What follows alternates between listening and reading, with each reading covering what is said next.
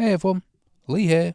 In this video I'm going to show you how to add a brim in your Bambu Studio to improve bed adhesion for your 3D prints. Let's get started. First open up Bambu Studio, then import your model you want to print.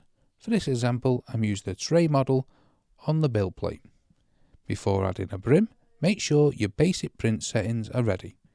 If you're dealing with prints not sticking well to the bed, adding a brim is a great way to fix that. Now switch over to the preview tab and slice your model.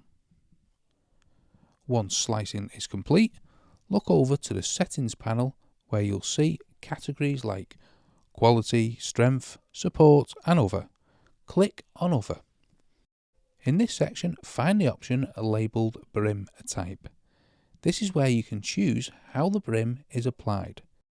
If adhesion is your main issue, I recommend selecting outer brim, since it adds an extra material around the outside edges of your model to help it stick better.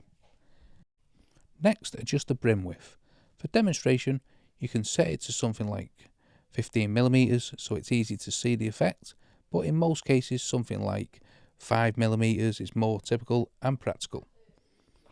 After making your changes, go back up to the top right and click Slice Plate again to apply the new settings. Once it's done, you'll see a border added around the base of your model in the preview. That's your brim, and it will help you keep the print securely attached during printing. And that's all there is to it.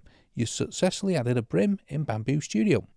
If you've got any questions, feel free to drop them in the comments. Thanks for watching, and I'll see you in the next one.